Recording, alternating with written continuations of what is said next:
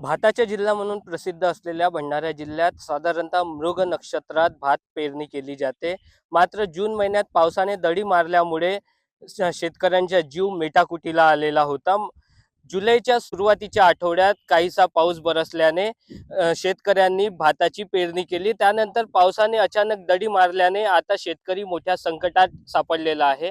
आपण सध्या भंडारा जिल्ह्यातील या रोहना शेत शिवारात आहोत. आपण बघू शकता या ठिकाणी धानाचे परे जगविण्यासाठी आता शेतकऱ्यांकडून पाण्याच्या टँकरने पऱ्यांना पाणी दिला जात आहे, जेणेकरून निसटता हा घास त्यांना मिळेल या अपेक्षेने आता शेतकरी या ठिकाणी स्वखर्चाने पाणी देत आहेत. आपल्यासोबत या भागातील शेतकरी आहेत.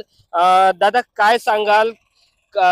आधीच मोठ्या प्रमाणात या शेतीसाठी खर्च झालेला, अशी परिस्थिती आता तुमच्यावर आली की या टँकरने तुम्ही पाणी देतात, काय सांगाल यावर? आता अशी परिस्थिती आली आहे की शेतकऱ्यांनी मरावे की जगावे अशी परिस्थिती आलेली आहे. कारण की आता मीने हे जो परा लावलेला आहे, आता हा परा पूर्ण पाणी न मिळाल्यामुळे पूर्ण तणीत झालेली आहे.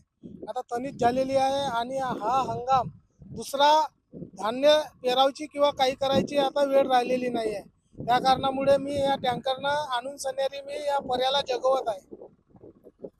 आपल्यासोबत या गावचे एक सामाजिक नागरिक आहेत. दादा, काय सांगाल? तुम्ही या ठिकाणी स्वखर्चाने ट्रॅक्टर उपलब्ध करून दिलं आणि या शेतकऱ्यांना पाणी उपलब्ध करत आहे. काय यामागची काय संकल्पना आहे? संकल्पना हेच आहे का आमच्या गावामध्ये जे शेतकरी आहेत त्यांना पाणी मिळालं पाहिजे शेतीसाठी.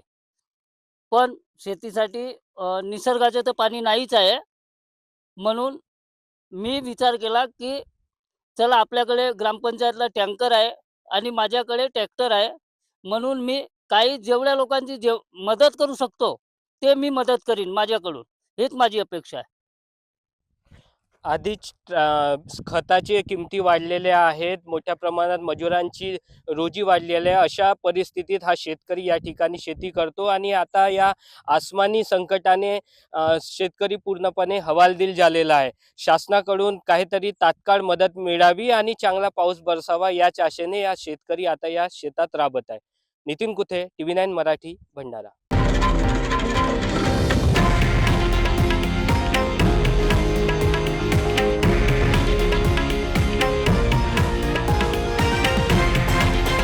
हे आहे देशातील नंबर 1 न्यूज नेटवर्क आणि आपण पाहत आहात TV9 मराठी, एकमेव.